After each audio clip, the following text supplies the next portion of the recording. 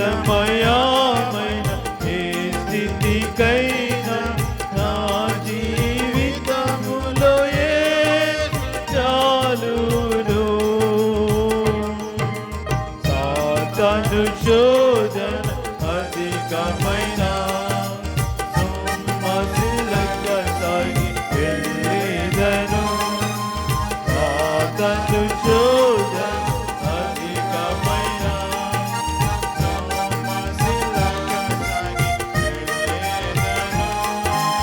లోకము శరీరము లాగినను లోబడగానే వెళ్ళెదను. లోకము శరీరము లాగినను లోబడగానే వెళ్ళెదను. యేసు చాలును, యేసు చాలును. ఏ సమయమైన ఏ స్థితికైనా నా జీవితములో యేసు చాలును. పచ్చిక బయలులో పరుట చేయును, శాంతి జలము చెంత నడిపించును. పచ్చిక బయలులో పరుట చేయును, శాంతి జలము చెంత నడిపించును. అనిశము ప్రాణం తృప్తి పరచు, మరణలోయలో నన్ను కాపాడును. అనిశము ప్రాణం తృప్తి పరచు, మరణలోయలో నన్ను కాపాడును. యేసు చాలును, యేసు చాలును. ఏ సమయమైన ఏ స్థితికైనా నా జీవితములో యేసు చాలును. నరులెల్లరూ నన్ను విడచినను, శరీరము కుళ్ళి కృషించినను. నరులెల్లరూ నన్ను విడచినను, శరీరము కుళ్ళి కృషించినను. హరించినను నా ఐశ్వర్యము, విరోధి వల్లే నన్ను విడచినను. హరించినను నా ఐశ్వర్యము, విరోధి వల్లే నన్ను విడచినను. యేసు చాలును, యేసు చాలును. సమయమైన ఏ స్థితికైనా నా జీవితములో యేసు చాలును.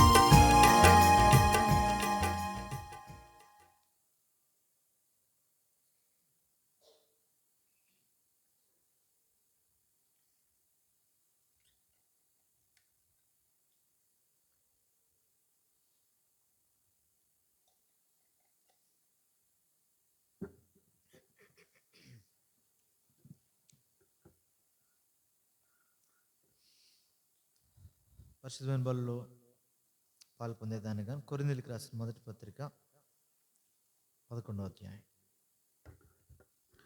కొరింథీయులకు రాసిన మొదటి పత్రిక 11వ అధ్యాయము 23వ వచనం నుండి మార్చి చదువుతాం. అపోస్తలుడైన పౌలు కొరింథీయులకు రాసిన మొదటి పత్రిక 11వ అధ్యాయము 23వ వచనం నుండి. నేను మీకు అప్పగించిన దానిని ప్రభువు వలన పొంది తిని, ప్రభువైన యేసు తాను అప్పగింపబడిన రాత్రి ఒక రొట్టెనెత్తుకొని కృతజ్ఞతాస్తుతులు చెల్లించి,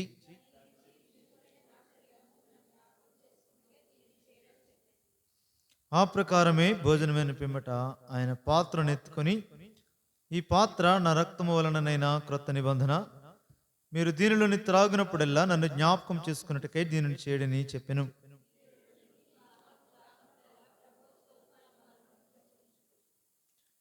కాబట్టి ఎవడు అయోగ్యముగా ప్రభు యొక్క రొట్టెను తినునో, లేక ఆయన పాత్రలోనిది త్రాగునో వాడు ప్రభు యొక్క శరీరమును గురించి రక్తమును గురించి అపరాధయగును.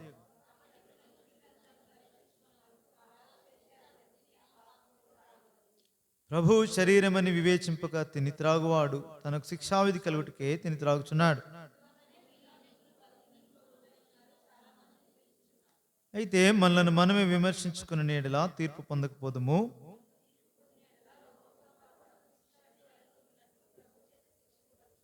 ప్రభు సహాయం కొరకే ప్రార్థించేది. ప్రేమ కలిగిన తండ్రి, మరొకసారి వందనాలు. నీ కృపను బట్టి మమ్మల్ని జ్ఞాపకం చేసుకుని నేను ఆరాధించుటకై దేవా మమ్మల్ని ఎన్నుకున్న దాన్ని బట్టి వందనాలు. లోకంలో ఎన్నిక లేని వారం, లెక్కకు తక్కువైన వారం, అటు మమ్మలను తృణీకరించిన మమ్మలను, హయ్యమైన మమ్మలను నీ సిలువ రక్తం చేత పరిశుద్ధపరిచి దేవరాజులని యాజక సమూహంలో పరిశుద్ధులతో మమ్మల్ని ఉంచినందుకు వందనాలు. అటు పరిశుద్ధ స్వాస్థ్యముగా ఈ భూమి మీద నుండి సహితము నీ మహిమను ఆరోపించుటకై, తండ్రివైన దేవుని నిన్ను ఆరాధించుటకై, నీ కుమారుని రక్తమును బట్టి, కుమారుని ద్వారా మాకు ఇచ్చినట్టు గొప్ప ఆధిక్యతను బట్టి వందనాలు. నీ ఆత్మను మాకు ఇచ్చి అటు ఆత్మలో కపటము లేని వారముగా మమ్మల్ని చేసి నీ చేత నిర్దోషిని ఎంచబడిన వారిన ఆ గుంపులో మమ్మల్ని కూడా ఉంచినావు. మా పాపములకు, మా అతిక్రమములకు పరిహారం చేసినావు, క్షమాపణ ఇచ్చినావు, ధనికరమైన జీవితం ఇచ్చినందుకై దేవా ఇటు యోగ్యత క్రీస్తులో మాకు ఇష్టం మాత్రమే గాక అనుదినము మమ్మల్ని నడిపించు, పోషించు, ఆదరించు, ధైర్యపరుస్తూ, చాలిన దేవుడుగుంటూ, సహాయకుడుగుంటూ మమ్మల్ని నడిపించున్న ప్రేమను బట్టి, హృదయంతరంగంలో యథార్థముని ఆరాధించడానికి మీరు ఇచ్చిన ప్రశస్త సమయాలను బట్టి నేను స్తుతిస్తున్నాం. ఆరాధనలు ఆగ్రహించి వాటి మీద ఆసీనుడు అయ్యున్నామని నమ్మి స్తుతులు అర్పించుకుంటున్నాం. దేవయ ఆరాధనలో భాగంగా పరిశుద్ధమైన బలాన్ని మేము సమీపిస్తూ ఉంటుండగా నీ పరిశుద్ధ లేఖనముల ద్వారా నీ ఆత్మధర్మను సంధించండి, క్రమపరచండి, సరిచేయండి. యోగ్యముగా బలలో పాల్పంచుకుంటూ కృపనివ్వండి. నిలబడిన దాసుని నీ చేతికి అప్పగించుకుంటూ చదవబడిన లేఖనాలు మరొకసారి పరిశుద్ధపరిచి మా కొరకైన సంగతులు మాకు అనుగ్రహించమని యేసుక్రీస్తు ప్రభు రక్షకుని నామమున ప్రార్థించి వేడుకొనుచున్నాం తండ్రి, ఆమేన్. ప్రభు యొక్క బలను గురించి ప్రభు మనకిచ్చిన గొప్ప ఆధిక్యత ఏమంటే క్రీస్తులోని ధైర్యాన్ని గురించి మాట్లాడుతున్నాడు. కాబట్టి పలుమార్లు ఈ సంగతులు మనం ధ్యానిస్తున్నాం. అయినప్పటికీ ముఖ్య ఉద్దేశం ఏమంటే, ప్రభు బల యొక్క ముఖ్య ఉద్దేశం ఆయన జ్ఞాపకం చేసుకోవాలి. అయితే జ్ఞాపకం చేసుకోనక మునుపు చేయవలసిన కార్యాలు మరల ఇవే జాగ్రత్తలు, ఇవి మనకి తెలిసినవే కానీ మర్చిపోయే అవకాశాలు. అదే జాగ్రత్త అంటే. ఏదైతే తెలిసి కూడా మర్చిపోతామో దాన్నే పెద్దలైన వారు మనకి జాగ్రత్తలు చెప్తారు. అలాంటిది ఇది కూడా. ప్రభు ద్వారా అప్పగించబడింది మొట్టమొదటి అది జ్ఞాపకం చేసుకోవాలి. ఇదొక పారంపర్యం, ఇదొక ఆచారం. మొదటి వచనాల్లోనే ఆ మాటలు పౌలు జ్ఞాపకం చేస్తున్నాడు.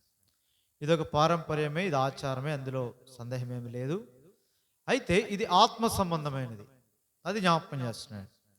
సరే, 23వ వచనంకి వచ్చేసరికి దాన్ని ముందుగా ప్రిపేర్ చేసిన, సిద్ధపరిచిన విధానం 10వ అధ్యాయం నుంచి ఉంది. ఎందుకంటే అందరినీ కలిపి అందరి కొరకే, అది కూడా లోకమందరు కాదు, లోకంలో నుండి ప్రత్యేకించబడిన క్రీస్తు సంఘము కొరకే అని మాట్లాడుతున్నాడు. అందుకే 10వ అధ్యాయం వరకు తెచ్చిన విధానం వేరే. అక్కడ వరకు కొరింథీలో ఉన్న సంఘానికి వారిలోని లోటుపాట్లని చూపించాడు. మొదటి అధ్యాయంలో ఏమన్నాడు? కొరింథీలోనున్న మొదటి అధ్యాయం 2వ వచనంలో దేవుని సంఘమునకు అనగా క్రీస్తు యేసునందు పరిశుద్ధపరచబడిన వారై పరిశుద్ధులుగా ఉండుటకు పిలువబడిన వారు. దేవుని సంఘం అంటే అది జ్ఞాపకం చేశాడు. ఇటువంటి పరిశుద్ధ సంఘమైన మీ కొరకే అపోస్తలుడైన పౌలు మాట్లాడుతూ ఆ సంఘం కొరకే మీ మధ్య అనేకులైన ఉపదేశకులు వచ్చారు, వారి బోధ వలన మీరు క్రీస్తుని గురించిన జ్ఞానములో ఐశ్వర్యవంతులయ్యారు, ఏ సందేహం లేదు. సరే, మీ కార్యక్రమాలు చూస్తే ఏ కృపావరమునందును లోపము లేని వారు, చాలా శ్రేష్టమైన సంఘంగా కనబడేదాని కొరకే మీరున్నారు. కనబడేదాని కొరకే కంటి చూపుతో ఎవరైనా చెప్పగలరు మీరు చాలా బాగున్నారు, ఆత్మీయంగా ఉన్నారు, మీలో పనులు బాగా జరుగుతున్నాయి, పరిచర్య బాగా జరుగుతుంది. అయితే ఒకటి, క్రీస్తు రాకడ వరకు మీరు ఎలా ఉండాలా? నిరపరాధులుగా ఉండాలి. అదే అంటాడు మొదటి అధ్యాయం 2వ పారాగ్రాఫ్లో మాట్లాడతాడు. నిరపరాధులుగా ఉండాలా. ఒకటి జ్ఞాపకం చేసుకోండి, ఆయన కుమారుని సహవాసమునకు పిలిచిన ఆయన మాత్రం ఎలాంటి వాడు? నమ్మదగిన వాడు. ఆ దేవుడు నమ్మదగిన వాడు, అది జ్ఞాపకం పెట్టుకోండి అని అప్పటి నుంచి మొదలు పెట్టాడు. మీలో ఇంత జ్ఞానం ఉన్నా, మీలో కార్యక్రమాలు ఇంత చక్కగా జరుగుతున్నాయి, ఏ కృపావరం లేకపోయినా మీలో ఉన్న నష్టాలు చూడండి. మాకు క్లయింట్ వారు చెప్పారు, మీలో విభజనలు ఉన్నాయి. ఒకడు పౌలు వాడు అంటాడు, ఒకడు కేఫా అంటాడు, ఒకడు వేరే అంటాడు, ఒకడు నేరుగా క్రీస్తు వాడు అంటున్నాడు. క్రీస్తు ఏమైనా విభజింపబడ్డా? పౌలు సిలువేయబడ్డా? ఎందుకు మీరు ఈ జ్ఞానానుసారమైన బోధలు, కార్యక్రమాలు, ఈ పై సంగతులు, ఎంత ప్రజలు వస్తున్నారు, ఎన్ని స్వస్థతలు జరుగుతున్నాయి, ఇవి చూసి ఏం మర్చిపోయారు? సిలువను గురించిన వార్తల్లోని శక్తిని మర్చిపోయారు. ఆ శక్తిని ఆశ్రయించట్లేదు. అందుకే మీకు ఇది ఎలా ఉందంటే, మీరు నశించిపోతున్నారు. నశించిపోయే మీకు ఇది వెర్రితనంగా ఉంది, పిచ్చిగా ఉంది ఇది. అయితే రక్షింపబడుచున్న వారికి మీలోనే ఉన్నారు, అటు వారికి దేవుని శక్తి. అందుకే దేవుని జ్ఞానానుసారముగా మీరు రక్షణ పొందాలని స్వార్థ పూర్వక నేను వెర్రితనం ద్వారా మిమ్మల్ని రక్షించాడు, కానీ మనుషులు తన జ్ఞానం చేత దేవుని ఎరగలేదు అంటాడు మొదటి అధ్యాయంలో. ఆ తర్వాత చెప్తాడు చివరి పారాగ్రాఫ్లో, సహోదరులారా మీ పిలుపు ఒకసారి చూసుకోండి, మీరు లోకరీతిని గనులైన గొప్ప వంశం వారైన అనేకులు పిలువబడలేదు. అయితే మీరు మీలాంటి వాళ్ళని తెచ్చి ఆయన కూడా కలుపుకునేమంటాడంటే, మనల్ని క్రీస్తులో ఉంచాడు ఆయన. అందుకే అతిశయించేవాడు ప్రభు చివరి వచనంలో ప్రభునందే అతిశయింపవలెనని రాయబడింది నెరవేరినట్లు ఆయన మనకేమయ్యాడు? దేవుని మూలముగా జ్ఞానము, నీతి, పరిశుద్ధత, విమోచన అయ్యాడు. సరే, రెండవ అధ్యాయంకి వచ్చేసరికి ఆయన చెప్పే మాటలు ఏమంటే, మీరు ఇది లోక సంబంధమైన సంగతుల గురించి నేను ఇలాగ కల్పనా కథలతోనో లేదంటే తీనైన మాటలు నేను ఉపయోగించట్లేదు, కానీ ఏ సంగతులు మీ మధ్య ఉపయోగిస్తున్నానంటే కఠినంగానే మాట్లాడుతున్నాను. అయితే దేవుని మర్మమైన క్రీస్తు ఆయన సామాన్యంగా అందరికీ కనబడేవాడు కాదు. అందుకే సువార్తలు ఆయన చెప్పినప్పుడు ప్రభువైన యేసుక్రీస్తు జీవితంలో అన్ని ఉపమానాలే చెప్పాడు. ఎందుకంటే వాళ్ళు వచ్చింది దేనికంటే బోధ కోసం కాదు, బోధ తర్వాత బోధ ముందు చేసే స్వస్థతల కోసము, అద్భుతాల కోసము, వాటి కోసం వచ్చారు, రొట్టెల కోసం వచ్చారు, పెదవులతో ఆరాధించారు, హృదయం కాదు. ఎందుకంటే భౌతిక సంబంధమైన ఆశీర్వాదాల కొరకే వారు వచ్చారు. ఆత్మ సంబంధమైన సంగతుల విషయమే దూరంగా ఉన్నారు. ఆ సంగతులు మనం పలుమార్లు మత్తయి సువార్త కొండ మీద ప్రసంగం చేసినప్పుడు చూస్తాం. కాబట్టి ముందు బహుజన సమూహం ఉంటారు, తర్వాత బహుజన సమూహం ఉంటారు, మధ్యలో ఏరి మరి వాళ్ళు లేరు. కాబట్టి ఆ సంగతులు జ్ఞాపకం చేయబడుతూ వచ్చినాయి. ఆ ప్రత్యేకత చూపించాడు, ఉపమాన రీతిగా బోధించాడు. ఎందుకంటే వాళ్ళకి అక్కర్లే, కథలు చెప్తే చాలు వాళ్ళకి, దాని అర్థం వాళ్ళకి అక్కర్లే. ఎవరికి కావాలా? ఎవరు కోరుకున్నారో వారికి కావాలా. రహస్యంగా చెప్పాడు, శిష్యులకు చెప్పాడు, అయ్యా మాకు ఉపమాన భావం ఏంటి చెప్పు, వాళ్ళకి చెప్పాడు. అందుకే ఆయన అన్నాడు, అనేకులు దాన్ని అర్థం చేసుకోకూడదు కాబట్టి ఉపమానాలు చెప్పాడు. అపోస్తలులు కూడా అంతే, ఎక్కడ కల్పనా కథలు కానీ, నవ్వించే సంగతులు కానీ, వారి జీవిత అనుభవాలు కూడా ఎక్కడ చెప్పలేదు. అవి కూడా ఎందుకు పనిచేయవు, అది కూడా చెప్పలేదు. క్రీస్తునే ప్రకటించారు వారు, సిలువ వేయబడిన క్రీస్తునే ప్రకటించారు. కానీ ఇప్పుడు కొత్త బోధలు మొదలయ్యాయి. ఇప్పుడు ఎవరిని ప్రకటిస్తున్నారు? పునరుద్ధానుడైన క్రీస్తుని ఎవడు చెప్పాడు? ఏ అపోస్తలుడు చెప్పాడు? ప్రభు ఎక్కడ ప్రకటించాడు? పునరుద్ధానుడైన క్రీస్తుని ఎవరు ప్రకటించలేదు. వారు సిలువ వేయబడిన యేసును ప్రకటించారు.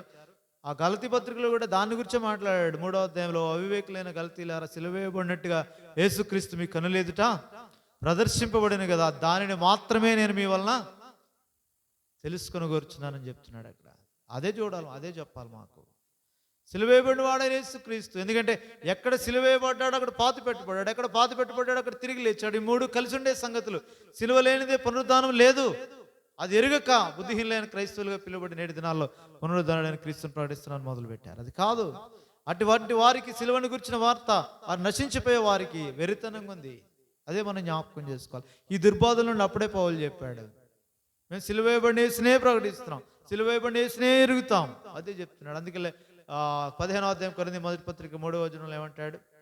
అదేమనగా నాకు అప్పగింపబడిన ఉపదేశము, అప్పగించాను ప్రభు వలన పొందిన ఉపదేశం అని చెప్పి, అదేమనగా లేఖనముల ప్రకారం. కొరింథీ మొదటి పత్రిక 15వ అధ్యాయం 3-4 వచనాలు. అదేమనగా లేఖనముల ప్రకారము క్రీస్తు మన పాపముల నిమిత్తమే మృతి పొందెను, సమాధి చేయబడను, లేఖనముల ప్రకారం 3వ దినమున లేపబడను. ఇదే సువార్త. ఇది కలిపేది, విడదీసేది కాదు. ప్రారంభమయ్యేది సిలువతో, ప్రారంభమయ్యేది మరణంతో. అందుకే ఆ మరణాన్ని ప్రచురించుటే ప్రభు వల్ల పాల్పుచ్చుకున్నట్టు అది జ్ఞాపకం చేస్తున్నాడు. ఈ క్రమంలో ఈ 11వ అధ్యాయంలోని ప్రభు బల్లకు వచ్చే దానికి ముందు ఎన్ని సంగతులు పౌలు ద్వారా కొరింథీయులకు రాయబడుతూ వచ్చిందో. 2వ అధ్యాయంలో అందుకే అంటాడు, దేవుడు మీ కొరకు ఎన్నో గొప్ప సంగతులు సిద్ధపరిచాడు. తను ప్రేమించే వారి కొరకు ఆయన సిద్ధపరిచిన సంగతులు చాలా గొప్పవి, చాలా శ్రేష్టమైనవి. మీ తలంపుల కంటే, మీ ఆలోచన కంటే ఉన్నతమైన స్థాయిలో దేవుడు వారి కొరకే సిద్ధపరిచాడు. అయితే లోకాధికారులకు ఆ సంగతి తెలియదు కాబట్టి ఆ మహిమాస్వరూపి యొక్క ప్రభువుని వారు ఏం చేశారు? సిలువ వేశారు. లేకపోతే తెలుసుంటే సిలువ వేయక పోయి ఉంటారు అంటాడు. ఆ మాట చదవండి ఒకసారి. 2వ అధ్యాయం కొరింథీ మొదటి పత్రిక 2వ అధ్యాయం 8వ వచనం. అది లోకాధికారుల్లో ఎవనికి నీ తెలియదు, అది వారికి తెలిసి ఉండిన యెడల మహిమా స్వరూపియగు ప్రభువును సిలువ వేయక పోయింది. వాళ్ళకి తెలియదు. అందుకే ప్రభు దిన పరిచర్య ఇది కేవలము ప్రభు ప్రజలకే, అందరికీ కాదు. నేటి దినాల్లో మారిపోయింది. ఈ దర్శనంలో కూడా 1985 నుండి ఇక్కడ కూడా మారిపోయింది. ఇక్కడ కూడా ఏంటంటే ఆరాధన అంటే జ్ఞానము, లేదంటే ప్రభు బల్ల అంటే మన మధ్య కాదు, హెడ్ క్వార్టర్స్లో సైతం అదే జరుగుతుంది. దేవుని జ్ఞానాన్ని బోధిస్తున్నారు. ఇది ప్రతి వాక్యం కూడా బైబిల్ స్టడీ అయిపోయింది. జ్ఞానమే బోధిస్తున్నారు. కాదు ప్రభు అది కాదు కోరింది. ఈ దర్శనంలో అది కాదు ప్రభు చెప్పింది. దైవజనుడు ప్రారంభించింది కూడా అది కాదు. జ్ఞానాన్ని ఎవరికి కావాలి? జ్ఞానం కాదు చెప్పింది. వాళ్ళు అడిగారంట మొదటి అధ్యాయంలో కూడా, ఆ జ్ఞానాన్ని వెతుకుతున్నారు అంటాడు. చూడండి మొదటి అధ్యాయం 21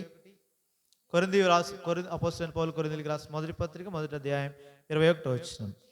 దేవుని జ్ఞానానుసారముగా లోకము తన జ్ఞానము చేత దేవునిని ఎరుగకుండినందున స్వార్థ ప్రకటనని వెర్రితనము చేత నమ్మువారిని రక్షించుట దేవుని దయాపూర్వక సంకల్పమాయను. యూదులు సూచక్రియలు చేయమని అడుగుతున్నారు, గ్రీసు దేశస్తులు జ్ఞానం వెతుకుతున్నారు, అయితే మేము సిలువ వేయబడిన క్రీస్తును, ఇది చెప్తున్నాడు. ఇది అపోస్తలుల బోధ, జ్ఞానం కాదు. కాబట్టి జ్ఞానం ఎక్కువైపోయింది. దాని గురించి ఒక 3 పాయింట్లు, దీని గురించి 3 పాయింట్లు, లేదంటే సిలువని గురించి ఇంకా వాళ్ళ ఇష్టం. కాదు, అది కాదు ప్రభు కోరింది. ప్రభు ఏ సమయానికి ఎవరికి ఏదో అవసరం అప్పటికప్పుడు ఇస్తాడు. ముందు నువ్వు సిద్ధపరచుకునేది కాదు. నిన్ను నువ్వు సిద్ధపరచుకోవాలి. వర్తమానికుడిగా నన్ను నేను సిద్ధపరచుకోవాలి. నా పాత్ర పరిశుద్ధంగా ఉంటే నాకు ఇస్తాడు ప్రభు, అది మీకు పరిశుద్ధంగా ఉంటుంది. దేవుడు ఇమ్మన్న దానికోసం, దేవుడు ఇచ్చిందే మీకు ఇవ్వాలా. వేరే సంగతులు ఇచ్చేదానికి కాదు, వేరే కథలు చెప్పేదానికి కాదు, లేదంటే నాకు మార్కులు వేయడానికి, అధిక మార్కులు రావడానికి కాదు, మనుషులు ఎదుటి కాదు బోధించే బోధ. అదే కొరింథీ 2వ పత్రికలో వాళ్ళకి ఎందుకు ఇట్లా కఠినంగా చెప్పానని చెప్తాడు. 2వ పత్రికలో ఏమంటాడు? ఇటు సంగతులకు చాలిన వాడేవాడు 2:17. మేము దేవుని వాక్యమును కలిపి చెరిపిడి అనేకుల వలె ఉండక నిష్కాపట్యమును గలవారమును దేవుని వలన నియమింపబడిన వారం నయుండి క్రీస్తునందు దేవుని ఎదుట బోధిస్తున్నాం. ఇది ధైర్యముతో, నియామకత్వంతో చెప్తే అట్టివాడికి దేవుడు ఎప్పుడు ఎవరికి కావాలో అది అప్పుడే ఇస్తాడు. అందుకే ఇక్కడ అపోస్తలుడైన పౌలు అది తెలిసి చెప్తున్నాడు. ఆ లోకాధికారులకు తెలియలే. దేవుని జ్ఞానం కాదు, అది మరుగై ఉంది. యుగములకు పూర్వం నుండి నేటి వరకు కూడా దేవుడు తన సంఘానికి ఇస్తాడు. దాన్ని ఒక్కడికి ఇచ్చాడు. ఇప్పుడు ఒక బోధకునిగా దేవుని చేత నియమింపబడిన కాపరిగా బోధిస్తే నా సొంత జ్ఞానాన్ని బట్టో, సొంత శక్తిని బట్టో, దేవుడిచ్చిన కృపావరాన్ని బట్టో వర్తమానం రాదు. సంఘ ప్రార్థనను బట్టి వస్తుంది. అది సంఘ ప్రార్థన కూడా దానిలో భాగం. అది లేనిదే కూడా రాదు వర్తమానం. అందుకే జ్ఞాపకం చేస్తున్నాడు. దేవుడు తన నానా సంబంధమైన సంగతులు, ఆ మర్మం తెలియాలంటే సంఘానికి ఇచ్చాడు. ఎఫెసీ పత్రిక 3వ అధ్యాయంలో సంగతులు చెప్తాడు. సంఘానికి ఇచ్చాడు, అది అందరికీ ఇవ్వలే. సంఘము ద్వారా తెలుపబడాలా. ఒకసారి మాట చూద్దామా, మళ్ళీ ఇక్కడికి వద్దాం. ఎఫెసీ పత్రిక 3వ అధ్యాయం, ఎఫెసీలకు రాసిన పత్రిక 3వ అధ్యాయము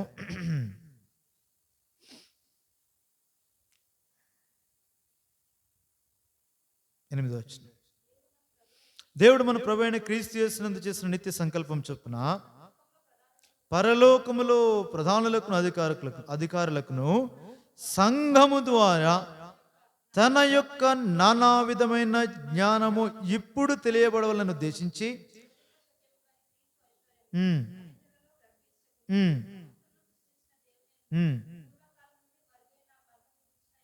ఏర్పాటు ఎట్టిదో అందరికీ తేటపరచుటకును,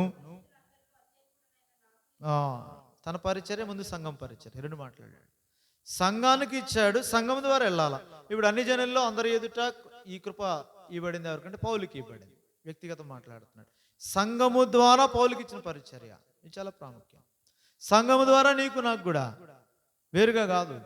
నాకు వేరుగా ఉండి మీరు ఏం చేయలేరు. అదే జ్ఞాపకం చేస్తున్నాడు ఇక్కడ. ఏ పరిచర్య అయినా, ఏ యొక్క కృపావరమైన సంఘము ద్వారా, అదే ప్రభు వల్ల మాట్లాడే సంగతులు అవి మొదటి నుంచి ప్రిపేర్ చేస్తున్నాడు. వారిని కొరింథీలోని సంఘాన్ని సిద్ధపరుస్తున్నాడు. ఇది శరీరం, ఇది ఒక్కడిగా చేసేది కాదు, ఇండివిజువల్ కాదు, ఒక్కడిగా వ్యక్తిగతంగా చేసేది కాదు. సంఘములో, సంఘము ద్వారా, సంఘము కొరకే. సంఘ కొరకు అంటే సంఘ క్షేమాభివృద్ధి కొరకే. ఇవి మర్చిపోయేదానికి అవకాశం లేదు. ఒక్కడిగా ఎవడు చేసేది లేదు. ఇవి చెప్తూ దేవుడైతే ముందుగా సిద్ధపరిచాడు. ఎంతో గొప్ప సంగతులు సిద్ధపరిచాడు. అయితే బయటోడికి కానీ నామకార్థ క్రైస్తవుడికి కానీ అర్థం కావు ఆ సంగతులు. ఏ సంగతులు? దేవుడు తన్ను ప్రేమించు వారి కొరకు ఏవి సిద్ధపరిచినవి కంటికి కనబడలేదు, 9వ వచనం చెవికి వినబడలేదు, మనుష్య హృదయమునకు గోచరం కాలేదని వ్రాయబడినది. 10వ వచనం మన కోసం ఇప్పుడు పౌలు కూడా కలుపుకున్నాడు. ఇప్పుడు వాళ్ళతో కలుపుకొని చెప్తున్నాడు, మనకైతే దేవుడు తన ఆత్మ, చదవండి, మనకైతే దేవుడు వాటిని తన ఆత్మ వలన బయలుపరిచినాడు. ఆత్మ అన్నిటినీ, దేవుని మర్మములు కూడా పరిశోధిస్తున్నాడు. మాటికి ఇదే సంగతులు ఎందుకు జ్ఞాపకం చేస్తున్నాడు పౌలు? మనం ఎందుకు జ్ఞాపకం చేసుకున్నాం ప్రభు బలి యొద్ద అంటే? వారికి మనకున్న ప్రత్యేకత. ఆరాధన వర్తమానం జ్ఞాపకం చేయబడింది కదా, కృపతో ఏం చేశాడు? ఆవరించాడు. ప్రత్యేకం మీరు. లోకానికి ప్రత్యేకం అంటే లోకస్తులు అందరూ చేస్తున్నారు, మేము వేరుగా ఉన్నాం. లోకస్తులందరూ వస్త్రధారణ వేరు, మా వస్త్రధారణ వేరు. లోకస్తులందరూ మాట వేరు, వాళ్ళ ఆచారాలు చేస్తున్నారు, మేము చేయట్లేదు. ఇది కాదు ప్రత్యేకత, ఇది చూపించుకునేది. అది కూడా అవసరమే, కానీ అదే పట్టుకుంటే అది చూపించుకునేది.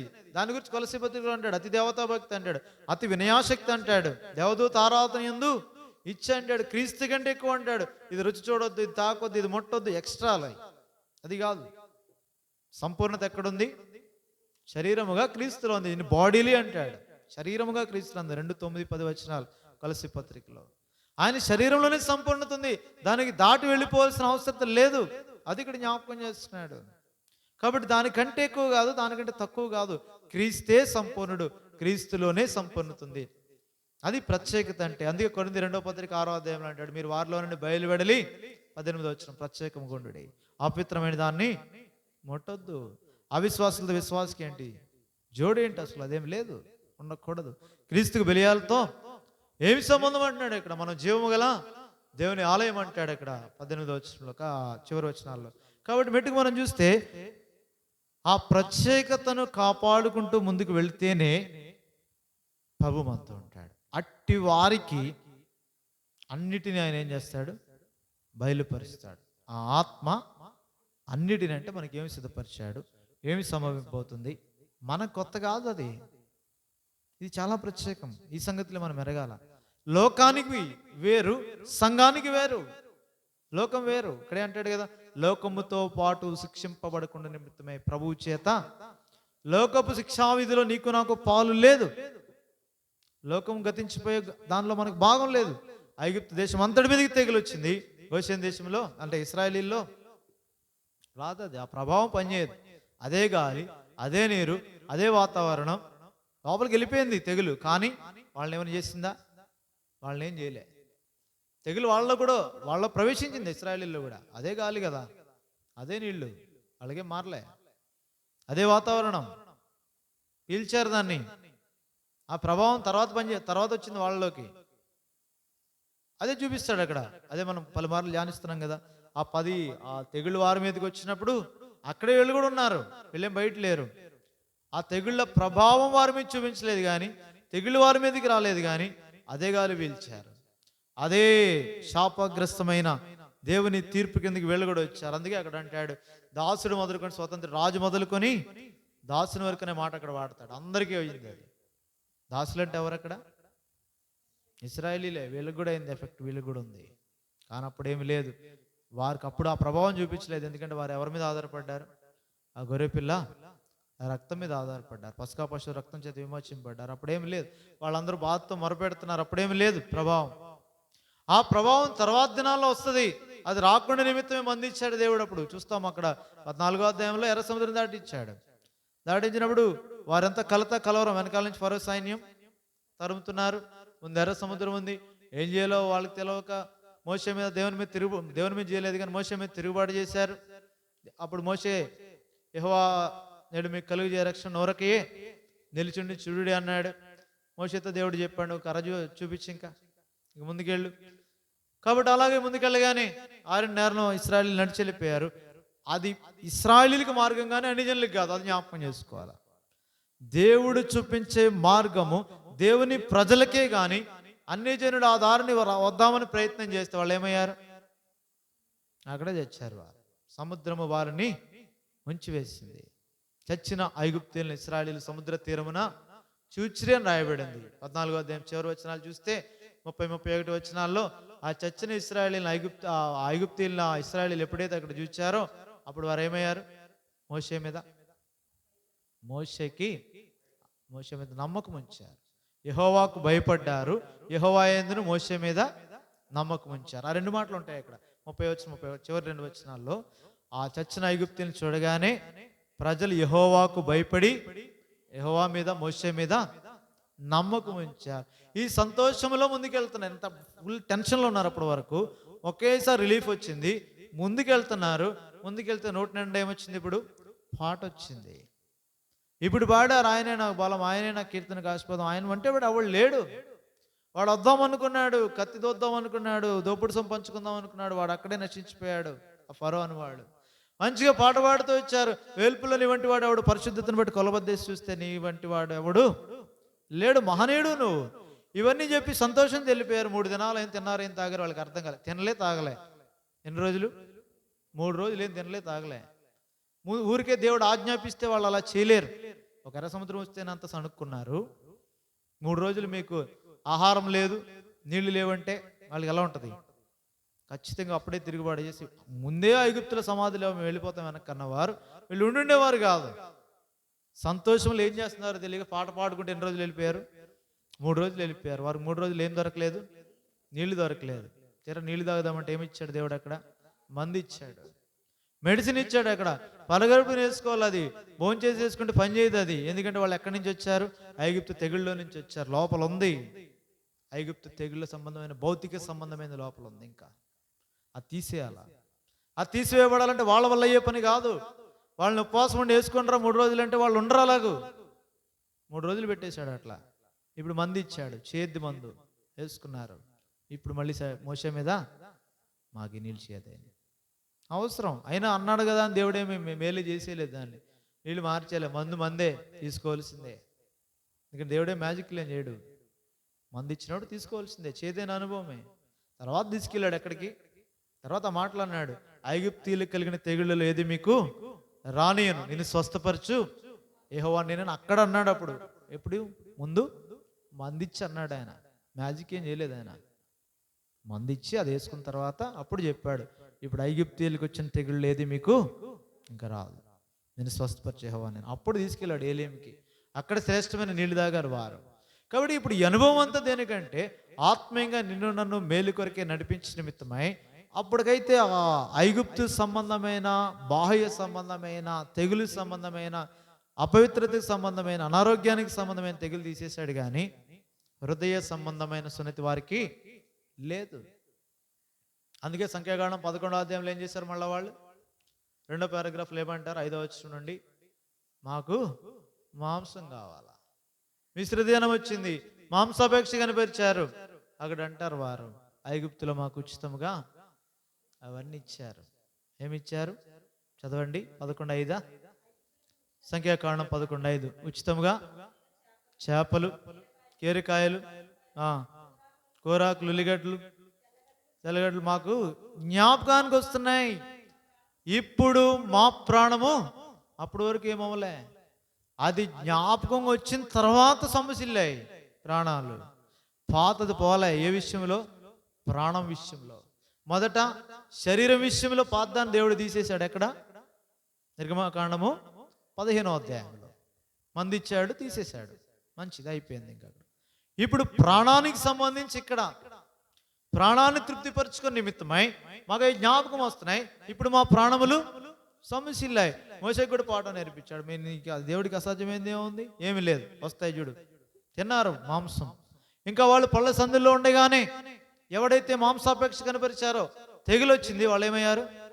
చచ్చారు. అక్కడ పాతి పెట్టారు అక్కడ.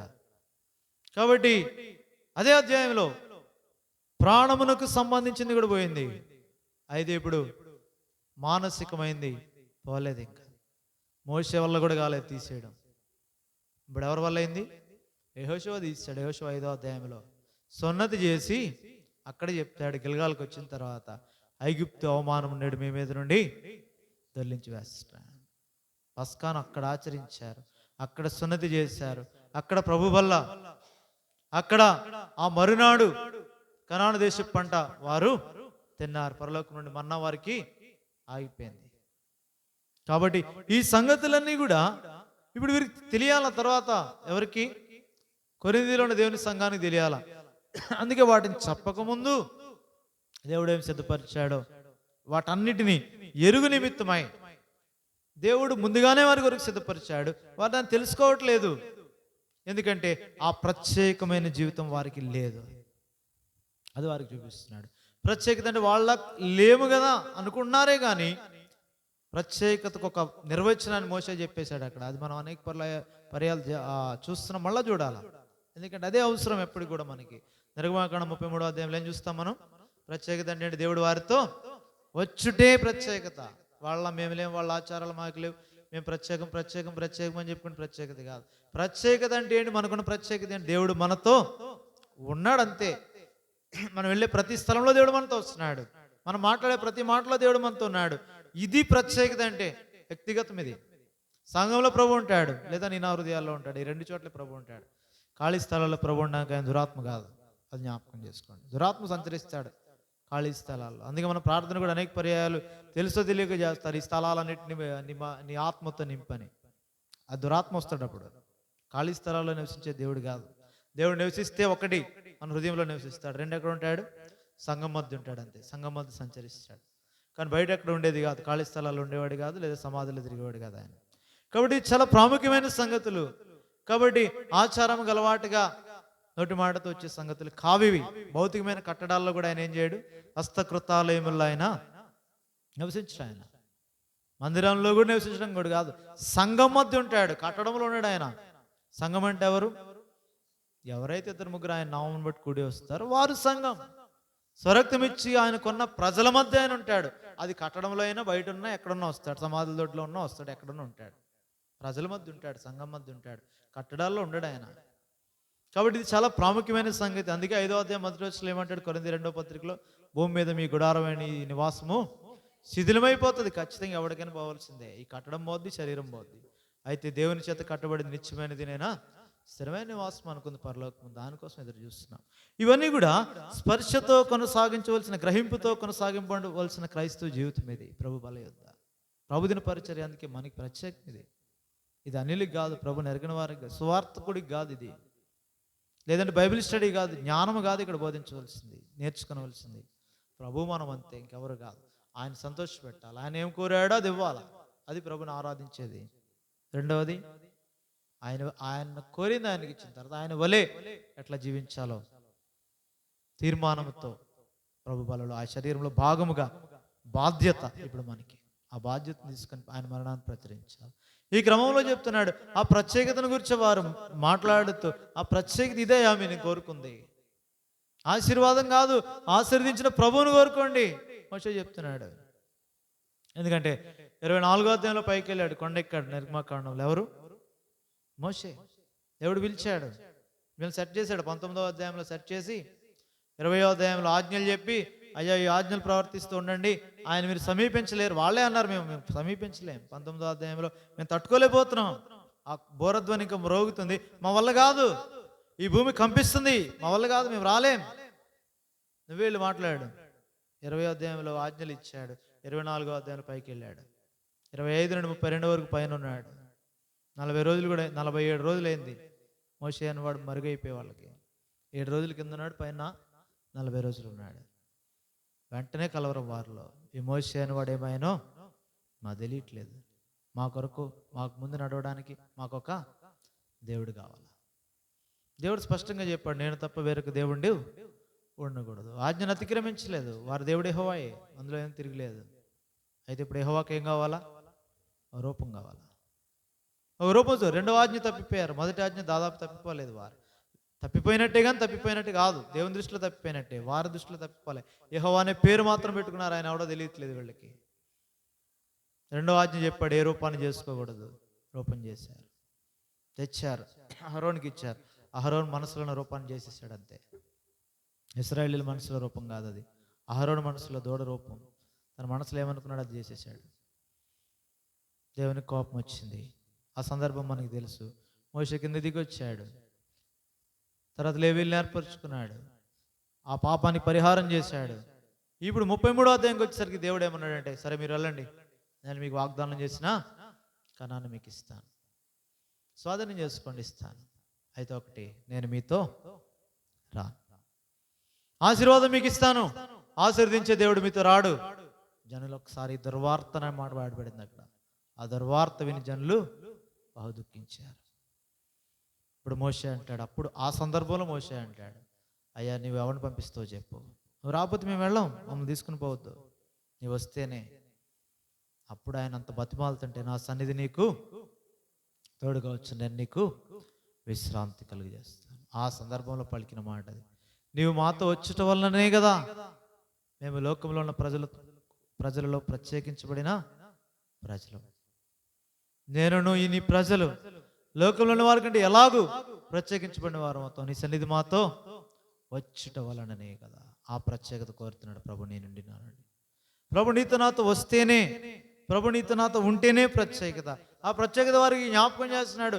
మనకైతే దేవుడు తన ఆత్మలను అన్నింటినీ చూపిస్తున్నాడు కదా, అన్నింటినీ బయలుపరుస్తున్నాడు కదా. ఆ ఆత్మ ద్వారా నడుచుకోండి. ఇది 2వ అధ్యాయంలో మాట్లాడుతుంటే, 1వ అధ్యాయంలో సిలువ కూర్చున్న శక్తిని వారు ఆశ్రయించలేదు, 2వ అధ్యాయంలో దేవుని ఆత్మను వారు కలిగి లేరు. ఎవరు వారు? పరిశుద్ధులే, దేవుని సంఘమే, పరిశుద్ధులుగా పిలువబడుతున్న వారే. జ్ఞానం విషయంలో వాక్యం అంతా తెలుసు వారికి, ఏదైనా చెప్పగలరు వారు వాక్యంలో నుండి. క్రీస్తుని గురించిన జ్ఞానం విషయంలో ఐశ్వర్యవంతులు, ఏ కృపావరమణ చేయగలరు, ఏ పనైనా ఏ వరమైన వారిలో ఉంది. కానీ ఏమి లేదు, సిలువ శక్తి లేదు. పైకి భక్తి గలవారుగా ఉన్నారు కానీ తన శక్తిని వారు ఆశ్రయించట్లేదు. దేవుని ఆత్మే కలిగిలేరు వారు. అందుకే అక్కడ అన్నాడు, ఒక మనుషులాంటి సంగతులు మనిషి ఆత్మకు తప్ప ఎవరికి తెలియదు. అలాగే దేవుడు కూడా, దేవుని ఆత్మ తప్ప ఎవడు దేవుని గురించి తెలుసుకోలేడు, ఆయన చెప్తే తప్ప.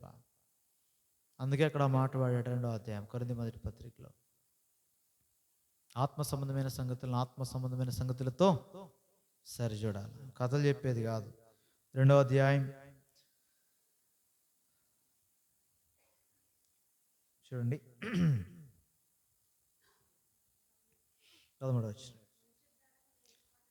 2:13 మనుష్య జ్ఞానము మాటలతో కాక ఆత్మ సంబంధమైన సంగతులను ఆత్మ సంబంధమైన సంగతులతో సరిచూచు, ఆత్మ నేర్పు మాటలతో వీటిని గురించి మేము బోధిస్తున్నాం. శరీర సంబంధమైనది కాదు.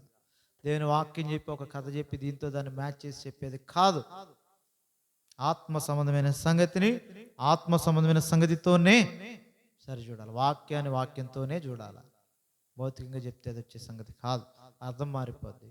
ఏ ఆత్మదేవుడు ప్రేరేపించి ఈ వాక్యాన్ని రాశాడు అదే ఆత్మదేవుడు అర్థం చెప్పాలి తప్ప.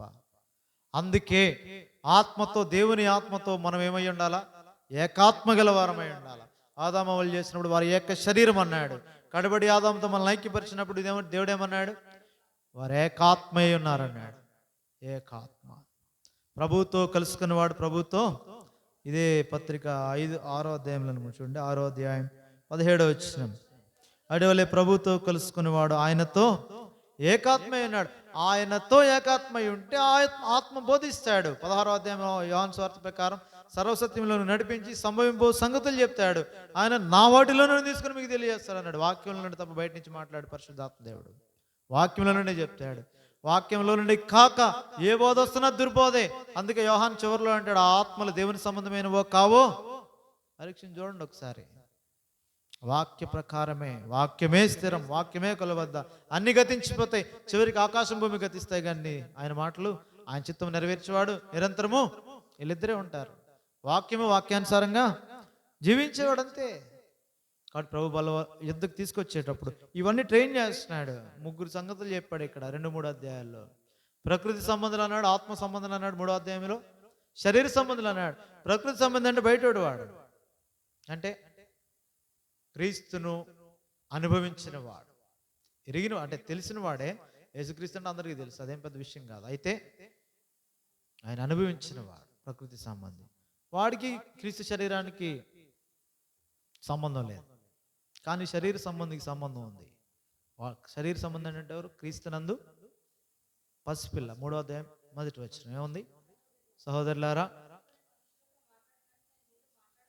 మాట్లాడలేకపోతుని శరీర సంబంధులైన మనుషులే అనియు క్రీస్తునందు పసిబిడ్డలు ఈ యొక్క శరీర సంబంధమైన వాళ్ళు అంత శరీరాన్ని బట్టి పొంగుతారు. వాళ్ళు కూడా క్రీస్తు శరీరంలో ఉన్నారు. వాళ్ళు కూడా అబ్రాహాము సంతానమే. అది జ్ఞాపకం చేసుకోండి. వాళ్ళు కూడా ఎవరు? క్రైస్తవులే. వాళ్ళు కూడా సంఘంలో ఉన్న వాళ్ళే. కానీ ప్రభు దగ్గర ఎత్తబడే సంఘంలో వాళ్ళు ఉండరు. ఎందుకు? వాళ్ళు ఇంకా ఎలా ఉన్నారు? వాళ్ళతోనే ఉంటున్నారు. ఇంకా బలమైన ఆహారం వారికి కుదరదు. అందుకే భౌతిక సంబంధమైన వాటి మీద లక్ష్యం ఉంచుతారు. ఈ శరీర ప్రకృతి సంబంధమైన వాటితోనూ ఆత్మ సంబంధమైన వాటితోనూ సంఘంలో నష్టాలు రావు. ఎవరితో వస్తాయి నష్టము? ఈ శరీర సంబంధంతో వస్తాయి.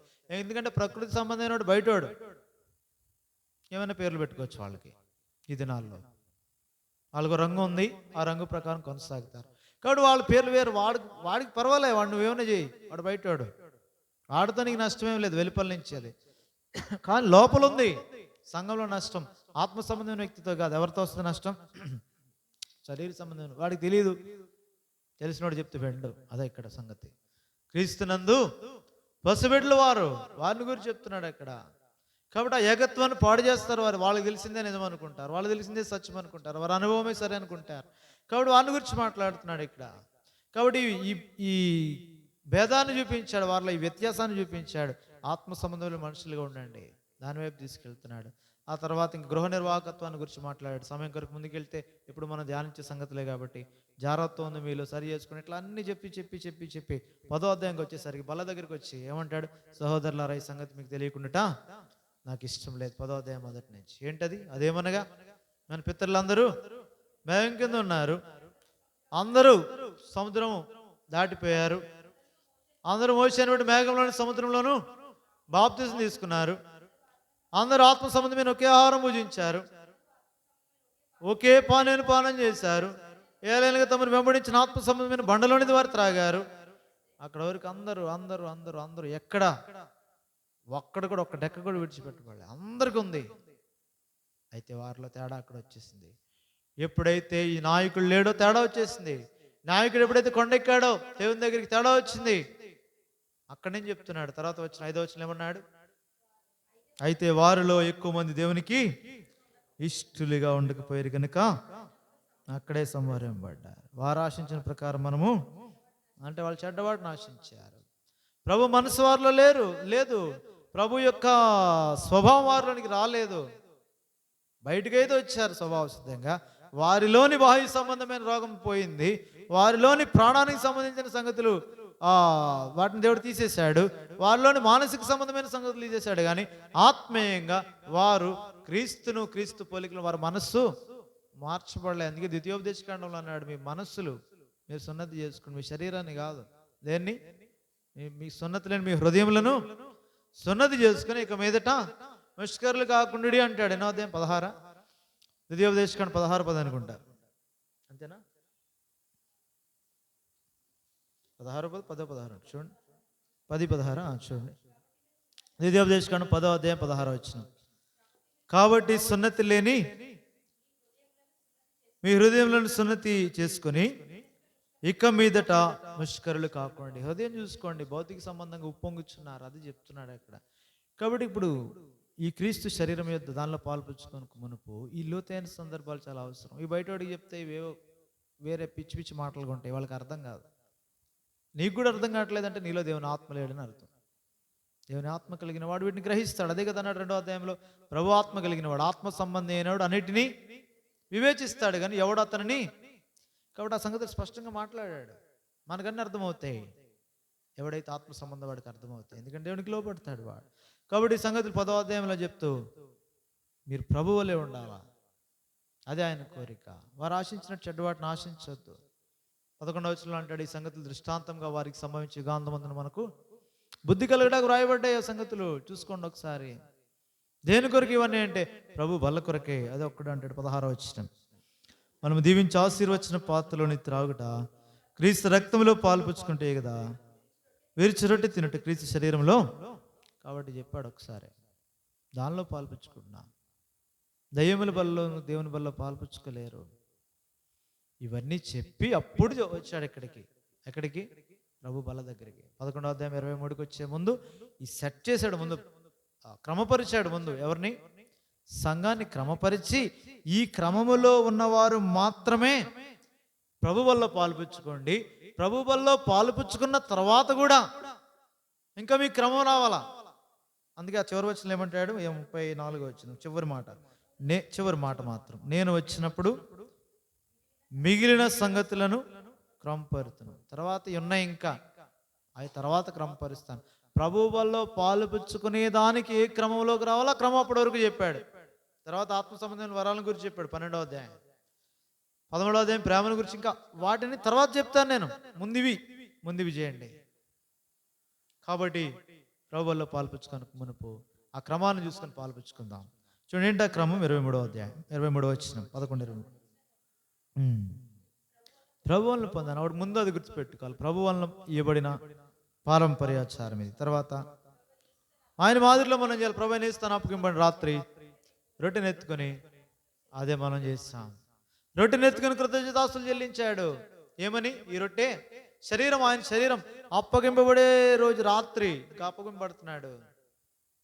ఇది నా శరీరం, దేవుడు నాకు అప్పగించింది. ఇది నా గుడారం, ఈ భూమి మీద నివసించడానికి దేవుడిచ్చిన గుడారం. నాకు ఒక శరీరం అమర్చితివి, హెబ్రీ పత్రిక 10వ అధ్యాయంలో. నాకు గుడారం, నాకు చెవులు నిర్మించావు, 40వ కీర్తన. దాని అన్నింటినీ ఆధారం చేసుకొని ప్రభు అంటున్నాడు. ఈ రొట్టెని పట్టుకున్నాడు. ఇది అప్పగింపబడే ఆ శరీరం. ప్రభు వలన ఈ భూమి మీద నివసించుటకై దేవుడిచ్చి, ఈ ఆత్మ నివసించడానికి దేవుడిచ్చిన శరీరం ఇది. నీవు నేను కూడా ఈ శరీరాన్ని పరిశుద్ధాత్మక ఆలయంగా చేసినందుకే ప్రభుని ఆరాధించాం. మనం పరిశుద్ధాత్మక ఆలయంగా చేయబడకపోతే ఆయన ఆరాధించలేము. ఏమని ఆరాధించగలం? మన పాపాలు క్షమించాడు, మనం శుద్ధీకరించాడు, ఆయన ఆత్మలో నివాసం చేస్తున్నాడు. దేవుని ఆలయంగా మనం చేసుకున్న కారణాన్ని బట్టి ఆరాధన చేయడానికి మనం యోగ్యులుగా ఎంచబడి ప్రభుని ఆరాధించినాం. కాబట్టి ఈ రొట్టెని పట్టుకొని కృతజ్ఞతాస్తుతులు చెల్లించి అప్పుడేం చేశాడు? అప్పుడు విరిచాడు. ఆరాధించిన తర్వాత ఆయన చేతిలో మనం ఇచ్చుకుంటే ఆయన విరుస్తాడు, మనం విరిచేదిగా. ఆయన విరిచి, ఇది మీ కొరకైనా, మాటికి ఇదే మాటలు, ఇదే జాగ్రత్త, క్రొత్తదైన వర్తమానం ఏం కాదు, ఇదే. కానీ ఈ విషయంలోనే తప్పిపోతాం. మీ కొరకు, ఇది నా కొరకు కాదు. ఆయన మీ కొరకని మనకి ఇచ్చాడంటే మన శరీరం ఎవరి కొరకు? మన కొరకు కాదు. ఎవరి కొరకు? సంఘం కొరకు. దేవుని కొరకని దేవుడు లేడు కాబట్టి మీ కొరకని ఆయన మనకి ఇచ్చాడు. మనం సంఘం కొరకు. అదే అంటాడు కదా 10వ అధ్యాయంలో, దాన్ని కూడా చెప్తాడు. 10వ అధ్యాయం 23వ వచనం.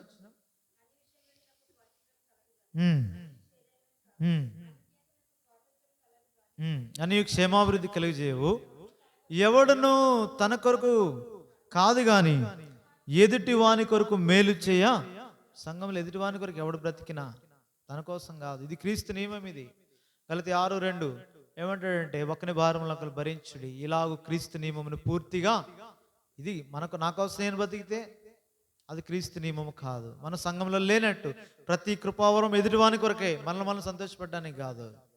క్రీస్తు శరీరంలో కృపావరం అంటే పని అంతే, ఇంకేం కాదు. భాషలు మాట్లాడడం అవే ఈ దినాల్లో అదే కృపావరం అనుకుంటున్నారు. కాదు, కృపావరం అంటే పని. ప్రతి వానికి పని ఉంది సంఘంలో. పని లేనివాడు ఎవడు లేడు. క్రీస్తు శరీరంలో అవయవంగా చేర్చబడ్డామంటే ఎలాగో మన శరీరంలో ప్రతి అవయవానికి పని ఉందో క్రీస్తు శరీరంలో కూడా ప్రతి అవయవానికి పని ఉంది. పని లేనివాడు ఎవడు లేడు. ఆ పనికి దేవుడు పెట్టిన పేరు ఏంటంటే కృపావరం. ఎందుకంటే ఆ వరము దేవుని వల్ల అనుగ్రహించబడింది. ఆ వరము నువ్వు నివర్తించాలంటే దేవుని వల్ల ఏం పొందాలా? బలం పొందాలా. బలం ఇచ్చేది ఏంటంటే దేవుని కృప. నా కుమారుడు క్రీస్తు చేసినందున కృప చేత బలవంతుడుగా, ఎఫెసీ పత్రిక 4:7 అంటాడు. అయితే మనలో ప్రతి వానికి నీ క్రీస్తు అనుగ్రహించి వరం యొక్క పరిమాణం చొప్పున కృప ఇచ్చాడు. ఆ కృపతో దేవుడిచ్చిన పనిని దేవుని కొరకే, సంఘ క్షేమాభివృద్ధిలో నీవు నేను చేయాలి. ఎదుటి వాని కొరకే, నా కోసం కాదు. ప్రతి కృపావరం ఏది నాకు పనిచేయదు. సంఘంలో నేను ఉన్నాను కాబట్టి నాకు పనిచేస్తుంది అంతే. ఇప్పుడు బోధించే బోధకుడిగా దేవుడు పెడితే ఎవరినైనా వర్తమానికుడిగా, వర్తమానం మీకే. సంఘములో నేను కూడా ఉన్నాను కాబట్టి నాకు కూడా వస్తుంది అంతే తప్ప నా ఒక్కడి కోసం కాదు. లేదంటే వర్తమానికుని పేరు కొరకో, ప్రఖ్యాతి కొరకో, ఘనత కొరకో కాదు. అలాగైతే అది క్రీస్తు శరీరంలో ఉన్నట్టు కాదు, క్రీస్తు నుండి వచ్చిన బోధ కాదు. ప్రభుది అది మహిమ, ప్రభుది. స్వకీయ మహిమను ఆయనే వెతకలేదు, కుమారుడు అయ్యండి తండ్రి మహిమను చేశాడు. భూమి మీదకి వచ్చినప్పుడు నీవు నేనెంత ఆయన మాదిరిలో కొనసాగబద్ధులమైన మనం చూపించుకుంటున్నామంటే మన వాక్చాతుర్యాన్ని, మన జ్ఞానాన్ని, మన ఘనతను మనం చూపించుకుంటున్నామంటే అర్థం ఏంటంటే మనం ఆయన వారం కాము, ఆయన వల్ల పొందింది కాదు అది. అందుకే బాప్తిజం ఇచ్చే యోహాను ఏమంటాడు? ఆయన హెచ్చవలసి ఉన్నది, నేను తగ్గవలసి ఉన్నది. అంతే, ఇంకా అందులో తిరిగిలేదు. మార్గం సిద్ధపరిచాడు, ముందు వచ్చాడు, ఇన్ని చేశాడు. దేవుని వాక్యం నేరుగా అరణ్యంలో ఆయన వద్దకు వెళ్ళింది. అయినా అట్లాంటి వాడు ఈ మాటలు పలుకుతున్నాడు. నీవు నేనెంత ప్రభు బల యొద్ద అదే జ్ఞాపకం చేసుకోవాలా. దానిని విరిచి, ఇది మీ కొరకైన నా శరీరము, ఇప్పుడు వచ్చాడు, నన్ను జ్ఞాపకం చేసుకోండి, నన్ను జ్ఞాపకం చేసుకున్నట్టుకై తినిచ్చాడు. తర్వాత చదవండి. ఆ ప్రకారమే భోజనం నడిపిమట ఆయన పాత్రను ఎత్తుకొని, ఈ పాత్ర నా రక్తం వలనైనా రక్త నిబంధన, మీరు దీనిలో త్రాగినప్పుడల్లా నన్ను జ్ఞాపకం చేసుకోండి. ఎందుకు ఆయన జ్ఞాపకం చేసుకోవాలి? ఏమాయన జ్ఞాపకం చేసుకోవాలా? మొదటి వర్తమానంలో జ్ఞాపకం చేసుకున్నాం కదా. ఏంటి ఆ సంగతులు అంటే, పలుమార్లు పడిపోయే స్వభావం కలిగిన వారం, పలుమార్లు పాపపు స్వభావం కలిగిన వారం, దేవునికి దూరస్థులమైపోయే అవకాశం ఉంది. దేవుడే చెప్తున్నాడు. దేవుడు చెప్పినా తప్పిపోయాడు. చూడండి, పేతురు ఏమయ్యాడు? దేవుడు చెప్పినా తప్పిపోయాడు. ముందు పౌరుషంగా అన్నాడు. అందరూ, ఆయన చెప్పాడు అక్కడికి, అయ్యా మీరు అందరూ అభ్యంతర పడతారు, అందరూ వెళ్ళిపోతారు నన్ను విడిచి అంటే, పేతురు ఏమన్నాడు? అందరూ అభ్యంతర పడినా మనం కూడా అలా చెప్తాం అనేకసార్లు. దేవుని వాక్యంగా దేవుడు చెప్తే వాక్యాన్ని సైతం మార్చేస్తాం మనం. దేవుడు నీ జీవితంలో శ్రమ కలుగుద్ది అన్నాడు అంటే కలుగుతుంది అంతే. నాకెందుకు కలుగుతుంది? కలగకూడదని ప్రార్థన చేయడానికి అవకాశం లేదు. చెప్పాడు కదా ఆయన, లోకంలో మీకు శ్రమ కలిగినట్టు కలుగుతుంది అంతే. అయితే అక్కడ ఉద్దేశం ఏంటంటే తర్వాత చెప్పాడు, అయినా ధైర్యం తెచ్చుకోండి, నేను లోకమును అది వచ్చిపోతాం. ఇంకా మనకి ఏది కావాలంటే అది నోటికి వచ్చి చేయడమే. అందుకే జాగ్రత్త పడాలా. దేవుని మాట మార్చేయడం కాదు. నీకెంత విశ్వాసం ఉన్నా, నీకెంత రోషముగా ప్రభు కొరకు పనిచేయాలన్నా, దేవుని మాటను మార్చి ఏం చేయగలరు? దేవుడు చెప్పాడు, మీరు గొర్రెల కాపర్ని కొట్టుద్దని, అప్పుడు అందరూ చెదిరిపోతారు, అందరూ అభ్యంతర పడతారు, అందరిలో నువ్వు కూడా ఉన్నావు పేతురు అని చెప్తున్నాడు ఆయన. మాటే, దేవుని మాటే వాక్యం, దేవుడే వాక్యం. వాక్యాన్ని ఎట్లా మారుస్తాడు? ఓహో ప్రభు అట్లనా అభ్యంతర పడతాం, ఎట్లా మళ్ళీ సమకూర్చబడాలని అడిగేదానికి బదులుగా అందరూ అభ్యంతర పడినా నేను వెంటనే అన్నాడు, నువ్వు అందరికంటే ముందు నువ్వే కోడి కొయ్యకు ముందు మమ్మారు దొంకుతా ఉన్నాడు. కాబట్టి అప్పుడేం అర్థం కాలే. అప్పుడు వచ్చాడు బంట రోజు వస్తే, పౌరుషం మీద రోషం మీద ఉన్నాడు ఈయన. ఆయన వచ్చాడు, ఆ బంట రోజు వచ్చాడు, గాడ్స్ వచ్చారు. వాళ్ళు వచ్చిన తర్వాత ఏం చేశాడు? ఈయన రోషంతో కత్తి తీసుకున్నాడు, చెవి నరికాడు. ఆ బలిష్ఠుడు, ఆ బలవంతమైన వాడిని సైతం ఈ చేపలు పట్టేవాడు ఏం చేశాడు? నరికేశాడు. బాగానే ఉంది, చెవి నరికేశాడు. పౌరుషం పనిచేసింది. ఇప్పుడు ఒకసారి ఆయన పట్టుకున్నారు, తీసుకెళ్లారు ప్రధాన యాజకుని దగ్గరికి. ఇంకా యాజకుడి దగ్గరికి కూడా వెళ్ళలే, ఆ ప్రెమిసిస్ లోపలికి వెళ్ళకముందే ఏం చేశాడు? మమ్మారు దొంకాడు. భయపడింది ఏదో ఎవడైతే చేసేస్తాడని కాదు. అలా అనుకుంటే ఈ సైనికుడిని కూడా, ఈ బంట్రోతుని కూడా నరికేవాడు కాదు, ఫిజికల్గా కాదు. అది వేరు. అక్షర సంబంధమైన జ్ఞానానికి ఏమైపోయాడు అక్కడ పేతురు? భయపడిపోయాడు. దేవుడు నియమించిన ప్రధాన యాజకుని ఆ సిస్టమ్కి భయపడ్డాడు ఒక్కసారే. కానీ దేవుడు వారితో లేడు, ఇక్కడున్నాడు అన్న సంగతి పేతురు కూడా మర్చిపోయాడు. సిస్టమ్కి భయపడ్డాడు. నిజానికి సైనికుడికి భయపడాలి. వాడు వాడు తర్ఫీదు పొందిన బలమైన వాడు, అలాంటి వాడికి భయపడలే. ఇంకా బయటకు కూడా రాని లోపల ఎక్కడ కూర్చున్న ప్రధాన యాజకుడికి పట్టేసుకుని ఉంటాడు. అట్లాంటి పూజారి లాంటి వాడికి భయపడిపోయాడు. ఎవరు? పేతురు లాంటి వాడు, పౌరుషం కలిగిన వాడు. దేనికంటే అక్షర సంబంధమైన జ్ఞానానికి భయపడిపోయాడు. ఒకసారి భయపడిపోయి మమ్మారు ఏం చేశాడు? వంకాడు. మూడోసారి వంకుతున్నప్పుడు కోడి కూసింది. అప్పుడు ప్రభు చూశాడు. ప్రభు పేతురు వైపు తిరిగి చూశాడు. ఒకసారి చూస్తే అప్పుడు పేతురు ఏం జ్ఞాపకం తెచ్చుకున్నాడు?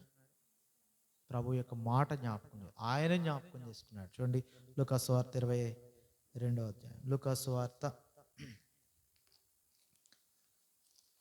సువార్త 22వ అధ్యాయము 60వ వచనం. అందుకు పేతురు, ఓ నీ చెప్పినది నాకు తెలియనిది నేను. అతడు ఇంకను మాట్లాడుచుండగా కోడి కూసెను. అప్పుడు ప్రభువు తిరిగి చూస్తాడు.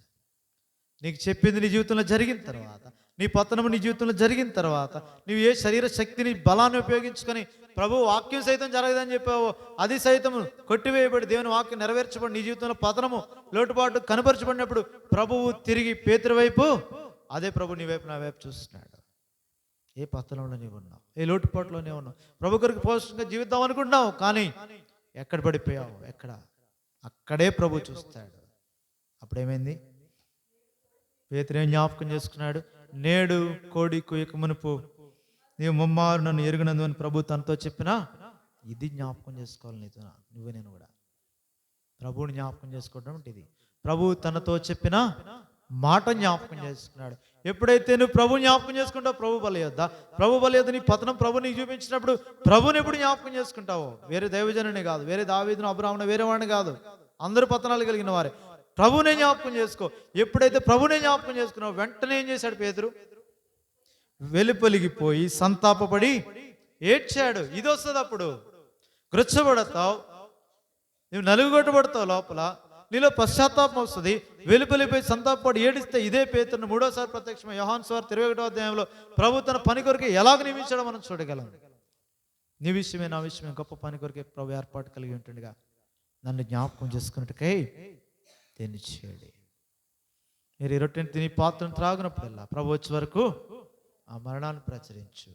కాబట్టి విలువైన సంగతులని ప్రభు మాట్లాడుతూ ఉంటుండగా తెలిసినవే కదా, దీనికి పెద్ద ఏముంది కాదు, జాగ్రత్త పడు.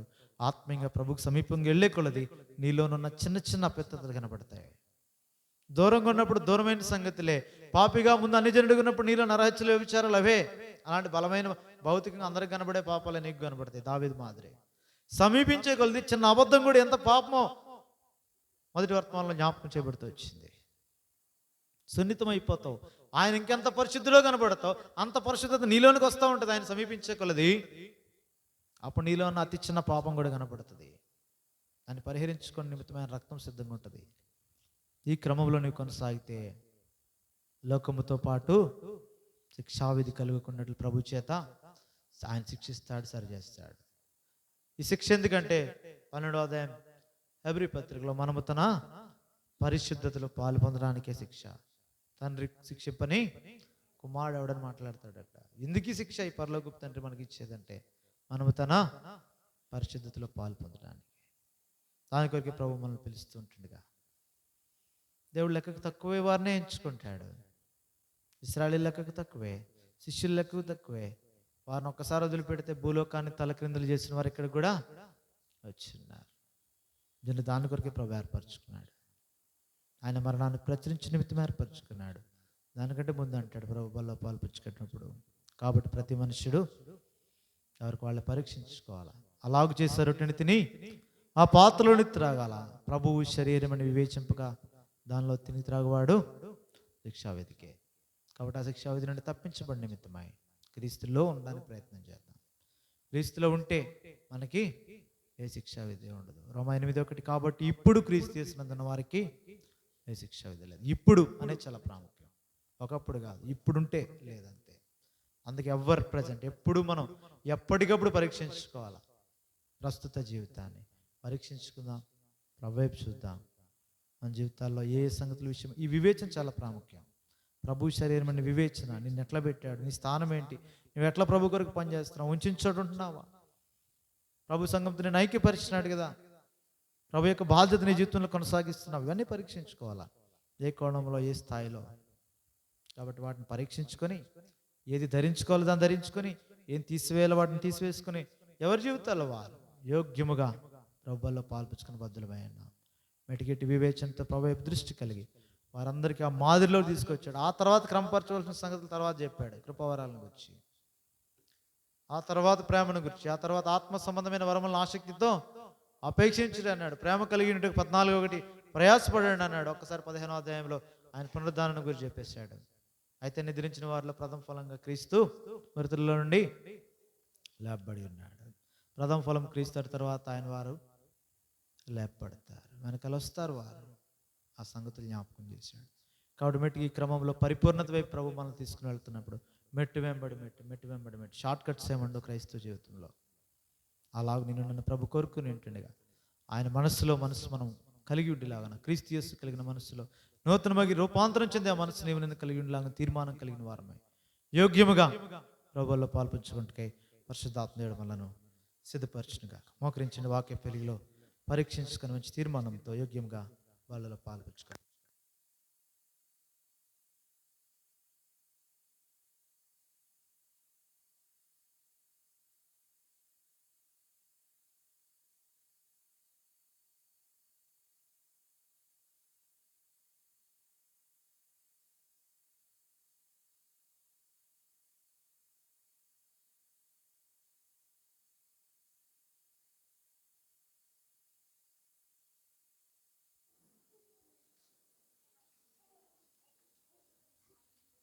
760 పాట పాడదాం. పాట సంఖ్య 760, పాత పాటలు 744.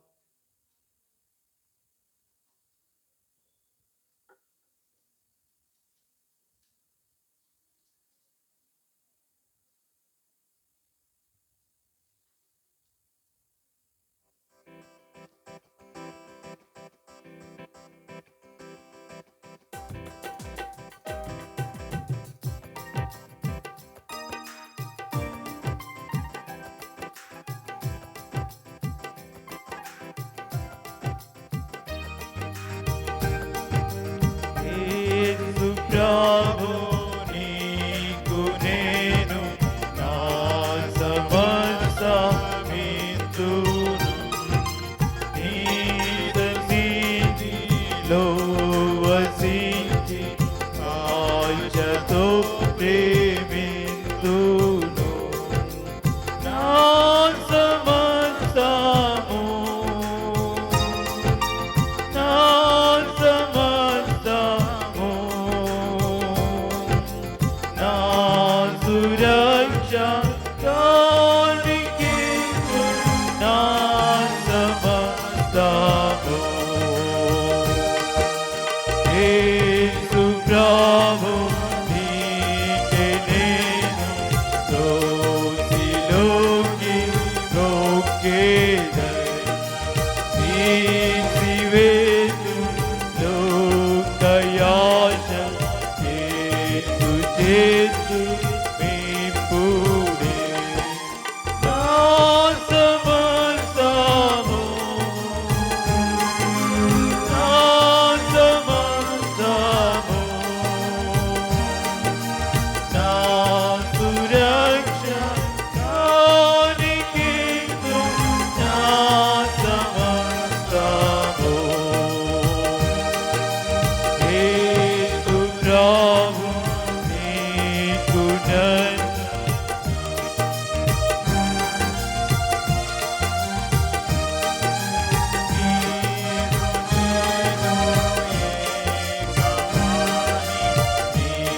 శుద్ధాత్మ సాక్ష్యము నా సమస్తము నా సమస్తము నా సురక్ష కానికి నా సమస్తము యేసు ప్రభు నీకు నన్ను నీయనేను వచ్చితి. నీదు ప్రేమ